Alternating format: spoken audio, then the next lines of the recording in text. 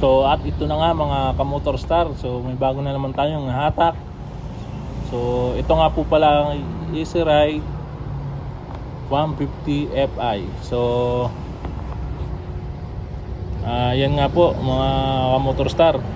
So may plaka na rin po yan. So 3 years na po nakarehistro yan. So, ito mga ka-Motor Star, oh.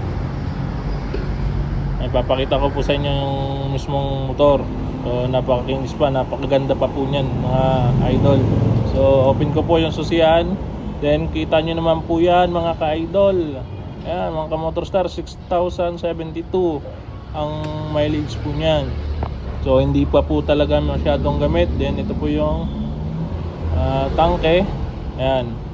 Okay pa po, maganda pa po yung ano. Ayan.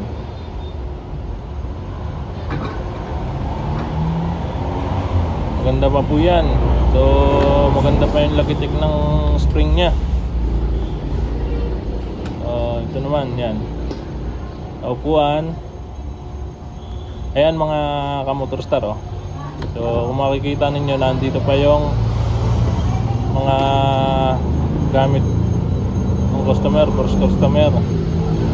Ayan. So ito po mga ka-Motor Star ay tuloy hulog lamang po yan. So yan, oh. Ito po yung salamin. Then yung pong mga yan. So nakarehistro pa po yan. 3 years po yan na nakarehistro. So ayan mga idol, mga ka-Motor Star. So applyan nyo na po ito. Gawat mababa pa po, tuloy hulog lamang po yan. 2 years lamang po yan kinuha niya. Kaya so dito ko lang po sasabihin sa inyo ang exact details, kung ilan po yung inyong ibibigay kung sakaling kukunin nyo po sa motor. Ayan po mga ka-Motor Star. So maganda pa talaga, bagong bago pa.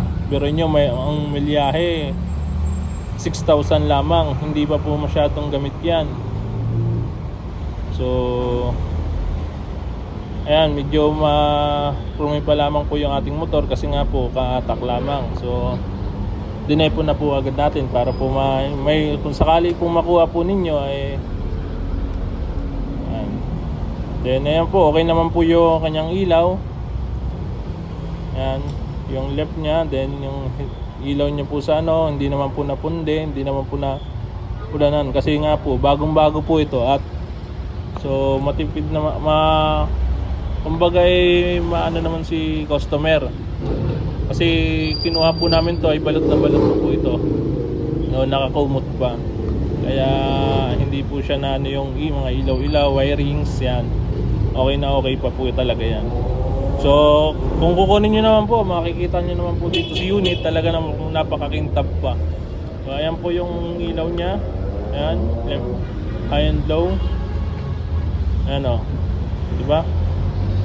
So buo pa rin po yung kanyang Easy Ride na nakalagay. Ayan, papatayin ko po muna. Then ito po. Ayan, may sticker pa. Chill ka lang. Ayan, chill ka lang. Ayan po mga ka-Motor Star. So ayan, okay pa po yung kanyang ano, wala pang gas-gas. Yan yan. Ito, ang salamin niya, nandito po yan sa nandito po yan. Yung salamin niya. Ayan, o. Yan. Ito mga ka-Motor Star, ano pang hinihintay ninyo? Simpleng ano lang yan, oh. Kita nyo naman, oh. Ang laki din ng ano, sinusukat ko, ang laki din ng upuan, di ba? Oh, ang laki-laki, di ba? Oh, kasyang red horse dyan mga ka-idol. Okay, so ito naman po ay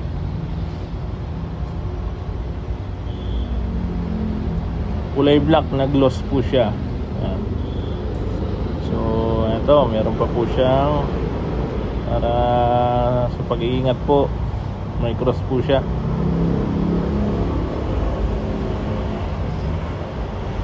Ano pang hinihintay nyo mga ka-Motor Star? Yan. So meron pa rin po kami dito na Easy Ride 150 FIP. So para po siyang PCX. So ito naman po ay darating po yung presyo sa 15 pa. So paunahan na lamang po kayo. So mababa na lamang po ito, hindi po ito tuloy hulog.